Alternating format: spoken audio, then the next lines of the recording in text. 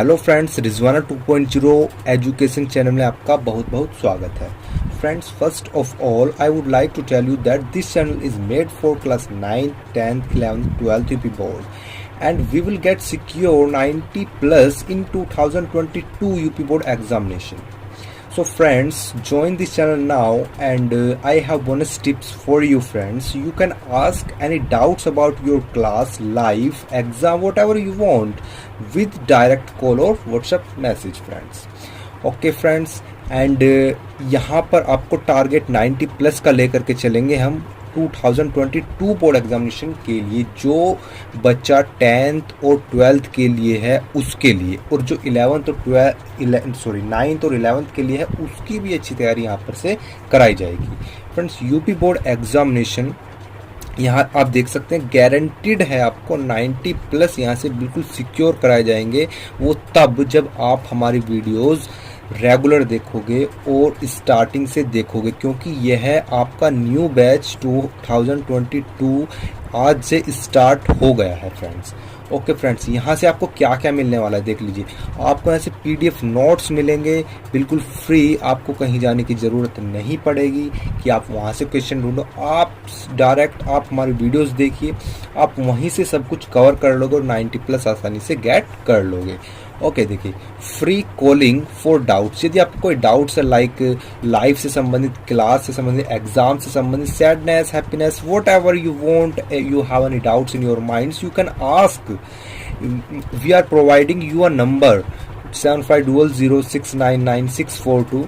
आप कॉल कर सकते हैं, मैसेज कर सकते हैं, कुछ भी कर सकते हैं। देखिए, इजी मेथड विद ट्रिक, आपको इजी मेथड से अच्छे समझाया जाएगा और विद ट्रिक के साथ आपको याद कराया जाएगा। बिल्कुल भी टेंशन लेने की आपको ज़रूरत नहीं है फ्रेंड्स।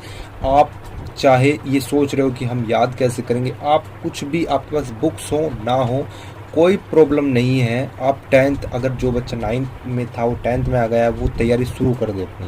ठीक फ्रेंड, देखिए यहाँ से class 9th, 10th, 11th, 12th every subject की आपको यहाँ से वीडियोस मिलेगी। इंग्लिश, साइंस, सब सब्जेक्ट की आपको वीडियोस मिलेगी। हमारी टीम इस पर बहुत अच्छे से काम कर रही है। एवरी सब्जेक्ट की यहाँ से टीचर आपको प्रोवाइड कराएंगे। देखिए, यहाँ से हर प्रकार का पढ़ाया जाएगा, एवरी सब्जेक्ट के लिए पढ़ाया जाएगा। कम से कम यहाँ पे ये फोकस किया गया है कि 3 से 4 बार कम से कम यहाँ से आपको रिवीजन करा दिया जाए। ये बहुत इंपॉर्टेंट बात है कि रिवीजन कितनी बार यहाँ से आपको करने को मिलेगा। देखिए, कोर्स कंप्लीट होने के बाद 3 से 4 बार आपको यहाँ से रिवीजन कराया जाएगा इस चैनल से फ्रेंड्स। सब कुछ मिलेगा, एवरीथिंग मिलेगी आपको। 9 to 12 से संबंधित, बोर्ड से संबंधित सब कुछ यहाँ से आपको मिलेगा। ट्रिक से याद कराया जाएगा, कोई प्रॉब्लम नहीं है, कोई इशू नहीं है। आप एक बार ज्वाइन करिए, सब्सक्राइब कर लें, फ्री है बिल्कुल, बेल आइकन पर क्लिक कर लें। फ्रेंड्स, आप एक बार देखिए, ज्वाइन करिए, क्लास समझ में आए तो आगे बढ़िए, अगर समझ में ना आए, देखिए ये हो ही नहीं सकता कि आप समझोगे नहीं, क्योंकि बहुत ही डिटेल में अच्छे से आपको यहाँ से समझाया गया है फ्रेंड्स। सो गाइज, ये वीडियो क्लास 10th की साइंस की फिजिक्स के लिए है। जैसे कि आप सब जानते हैं कि हमारा जो चैप्टर नंबर 1 है, प्रकाश, परावर्तन तथा अपवर्तन, वो चला हुआ है। तो आज हम वीडियोस लेकर आए हैं हैज़ 07 और हम हैज़ 06 जो वीडियो बना चुके हैं। फ्रेंड्स, आज का टॉपिक हमारा क्या है फ्रेंड्स? आज का टॉपिक है गोलीय दर्पण द्वारा परावर्तन के लिए चिन्ह परिपाटी। देखिए, गोलीय दर्पण वैसे तो मैंने आपको पिछली वीडियो में बता रखा है, लेकिन मैं फिर भी आपको बता देता हूँ। गोलीय दर्पण जो होता है वो एक कांच का खोखला गोला होता है, उससे ही हम अवतल दर्पण और उत्तल दर्पण निकालते हैं। ठीक है फ्रेंड्स, तो गोलीय दर्पण द्वारा परावर्तन के लिए चिन्ह परिपाटी क्या है, जिससे हम न्यूमेरिकल में जो है सहायता प्रदान करते हैं, या उससे हम पता लगा सकते हैं। तो देख लेते हैं फ्रेंड्स, पढ़ करके आपको मैं समझाऊंगा चित्र के माध्यम से। देखिए, इसे नई कार्तीय चिन्ह परिपाटी भी कहते हैं। ये आपको जानना जरूरी है कि नई कार्तीय चिन्ह परिपाटी किन्हें कहते हैं। तो वो गोलीय दर्पण द्वारा जो होता है वो इसी को ही कहते हैं। इस परिपाटी में दर्पण के ध्रुव को मूल बिंदु मानते हैं। दर्पण के मुख्य अक्ष को एक्स अक्ष x डैश लिया जाता है। यह परिपाटी निम्न प्रकार। देखिए, मैं आपको इसको चित्र के माध्यम से बता देता हूँ। जो लिखा हुआ है इसको मैं आपको चित्र से समझा दूँ। मैंने यहाँ पर आपको चित्र ड्रॉ किया हुआ है। देखिए यहाँ पर क्या लिखा हुआ फ्रेंड, देखिए ये इस टाइप से। देखिए देखिए, सबसे पहले ये देख लीजिए इसमें लिखा हुआ क्या है। इसमें लिखा हुआ है फ्रेंड्स, देखिए, इस परिपाटी में दर्पण के ध्रुव P को मूल बिंदु मानते हैं। इसमें क्या है कि दर्पण का ध्रुव, ये दर्पण हुआ हमारा, और इसका जो P जो है इसको हम यहाँ पर दर्पण के ध्रुव को मूल बिंदु मान लिया यहाँ पर हमने, ठीक है। और मूल बिंदु जब हम मानते हैं तो दर्पण के मुख्य अक्ष को एक्स डैश, एक्स अक्ष, एक्स एक्स डैश लिया जाता है। देखिए हमने मुख्य अक्ष जो लिया था उसको नाम दे दिया है क्या, एक्स एक्स डैश, मतलब एक्स एक्स डैश जो है मुख्य अक्ष को जो है नाम दे दिया। ये हमारा क्या है, ये हमारा है मुख्य अक्ष। आई होप आपको समझ में आया होगा। चलिए इसको करते हैं पीछे और आगे पढ़ते हैं क्या क्या लिखा हुआ है।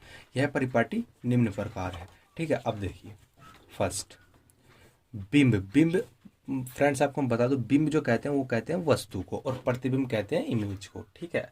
बिंब मतलब वस्तु, ठीक है। आगे पढ़ो। सदैव दर्पण के बाईं ओर रखा जाता है। देख लेते हैं चित्र में, देख लेते हैं। जो वस्तु है वो दर्पण के बाईं ओर रखी जाती है हमेशा। देखिए हमेशा क्या होता है, दर्पण जैसे मान लीजिए उत्तल हो या अवतल हो, जो वस्तु होगी वो बिंब जो होगा वो दर्पण के हमेशा बाईं ओर रखा जाएगा। देखिए ये यहाँ पर वस्तु रखी हुई है, ठीक है। आगे पढ़ो। इसका अर्थ है कि दर्पण पर बिंब से प्रकाश बाईं ओर से आपतित होता है। इसका मीन्स क्या निकला कि जब भी हम वस्तु को बाईं ओर रखते हैं दर्पण के, तो जो प्रकाश की किरणें होंगी वो बाईं ओर से होगी, बाईं ओर से आपतित होंगी किरणें। प्रकाश की आपतित प्रकाश की दिशा जो होगी वो बाईं ओर से होगी। सिंपल सी बात है फ्रेंड्स, ठीक है। सो सेकंड पॉइंट देखते हैं अब क्या है।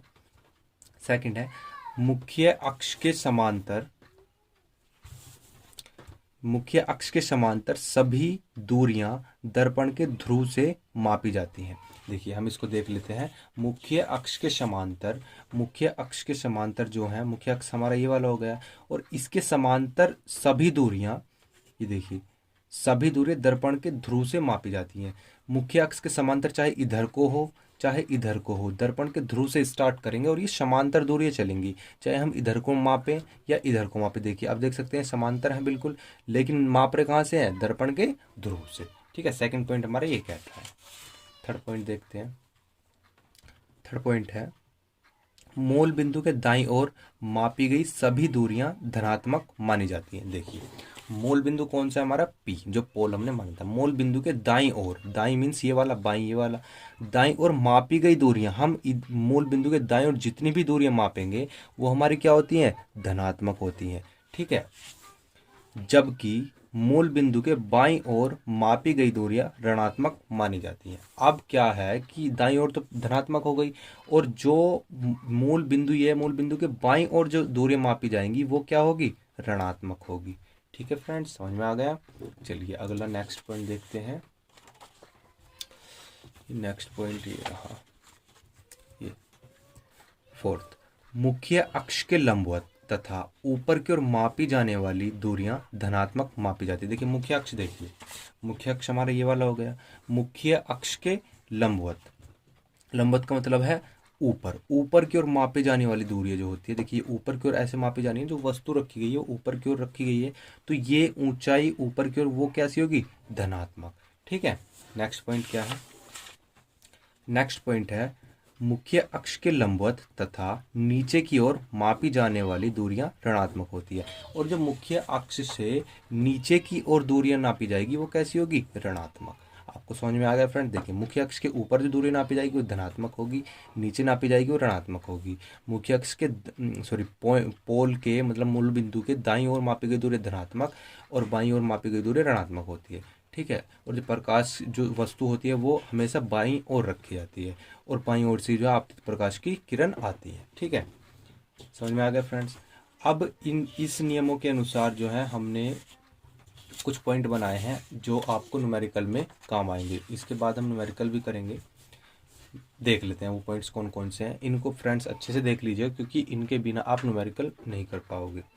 सो इन नियमों के अनुसार फर्स्ट, दर्पण से वस्तु की दूरी u सदैव ऋणात्मक होती है। देखिए यहाँ से इसी जो है चित्र में मैं आपको समझा देता हूँ। दर्पण ये हो गया और हमारा वस्तु ये हो गया, इससे और इसके बीच की दूरी जो होगी वो हमेशा ऋणात्मक होगी, चाहे वो अवतल दर्पण हो चाहे वो उत्तल दर्पण हो। इसको हम u से डिनोट करते हैं। जो दर्पण की जो दूरी, दर्पण से वस्तु की दूरी जो होती है, हम उसको u से डिनोट करते हैं, छोटा u से। और इसकी सदैव जो है ऋणात्मक होती है, चाहे वो उत्तल दर्पण हो चाहे वो अवतल दर्पण हो। सेकंड क्या है, दर्पण से प्रतिबिंब की दूरी। समझना फ्रेंड्स, दर्पण से प्रतिबिंब की दूरी v, यदि प्रतिबिंब वस्तु की ओर बनता है तो v ऋणात्मक, तथा यदि दर्पण के पीछे बनता है तो v धनात्मक होती है। देखिए मैं आपको इसको समझाना चाहूँगा यहाँ पर अलग एक पेज लेकर के। देखिए मान लीजिए यहाँ पर ये आपका एक दर्पण हो गया, ये आपका मुख्य अक्ष है, ठीक है। मुख्य अक्ष, इधर जो है पेंट है, ठीक है। ये आपका पोल हो गया, ये आपका एफ हो गया, ये आपका सी हो गया, सेंटर पॉइंट। अब ये क्या करना चाहिए, देखिए मान लीजिए वस्तु जो है सी पर रखी हुई है। अब जो वस्तु, दर्पण से वस्तु की दूरी होगी, चाहे वो अवतल हो चाहे वो उत्तल हो, वो हमेशा कैसी होगी, ऋणात्मक, वस्तु की दूरी। इसको हम छोटे यू से डिनोट करते हैं। अब जो दर्पण का जो प्रतिबिंब बनेगा, यदि वो दर्पण के पीछे बन रहा है, दर्पण का पीछे का मतलब है दर्पण के पीछे, इस साइड, मतलब जिस साइड इसका पेंट है, तो उसको तो लेते हैं हम क्या, v धनात्मक, धनात्मक मीन्स प्लस चार्ज लेते हैं। और जो प्रतिबिंब की जो दूरी है उसको हम v से डिनोट करते हैं, छोटा v से डिनोट करते हैं। अगर जो प्रतिबिंब है वो दर्पण के पीछे बनता है तो उसको हम धनात्मक टाइप लेते हैं। और यदि प्रतिबिंब जो है दर्पण के आगे ही बनता है, ठीक है, वस्तु की ही ओर बनता है, तो v क्या लेते हैं, हमेशा v लेते हैं हम ऋणात्मक। अगर प्रतिबिंब दर्पण की आगे वस्तु की ओर बन रहा है और जो पीछे बन रहा है तो धनात्मक लेते हैं, ठीक है। थर्ड पॉइंट देखिए, थर्ड पॉइंट क्या कहता है, उत्तल दर्पण की फोकस धनात्मक तथा अवतल दर्पण की फोकस दूरी ऋणात्मक f होती है। देखिए फोकस दूरी को आप जानते हैं कि f से हम इसको डिनोट करते हैं। अगर मैं उत्तल की यहाँ से बात करता हूँ तो उत्तल दर्पण की फोकस दूरी तो होगी हमेशा, f जो होगा वो होगा प्लस का, ठीक है। और जो अवतल दर्पण की मैं बात करूँ, अवतल दर्पण का हमेशा होगा माइनस का f। यहाँ से आपको माइनस का f देखने को मिलेगा, आपको लेना पड़ेगा जब क्वेश्चन आप हम करेंगे। फोर्थ क्वेश्चन है, वस्तु की लंबाई o, वस्तु की लंबाई को हम o से डिनोट कर रहे हैं, सदैव धनात्मक, तथा प्रतिबिंब की, देखिए वस्तु की लंबाई जो होगी वो सदैव धनात्मक होगी, उसको हम ऋणात्मक नहीं ले सकते। और प्रतिबिंब की जो लंबाई होगी वो i सीधे प्रतिबिंब के लिए धनात्मक तथा उल्टे प्रतिबिंब के लिए ऋणात्मक होती है। देखिए आपने देखा भी है, मान लीजिए ये हमारा दर्पण है, ये हमारा मुख्य अक्ष है, वस्तु इस टाइप से रख दी गई है। ये कह रहा है कि यदि जो हमारा उसका प्रतिबिंब बनेगा, इस वस्तु का प्रतिबिंब यदि उल्टा बन रहा है, उल्टा बन रहा है, तो इसके लिए तो हम लेंगे माइनस, क्या लेंगे, जो प्रतिबिंब की लंबाई को हम आई से डिनोट कर रहे हैं तो आई हम माइनस लेंगे। और यदि सीधा बन रहा है तो सीधे के लिए क्या लेंगे, हम प्लस लेंगे, ठीक है फ्रेंड्स। ये जो मैंने अभी आपको बातें बताई हैं ये आपको न्यूमेरिकल में काम देंगी। तो आई होप फ्रेंड्स आपको अच्छे से समझ में आ गई होंगी। हम न्यूमेरिकल भी जल्द ही करेंगे।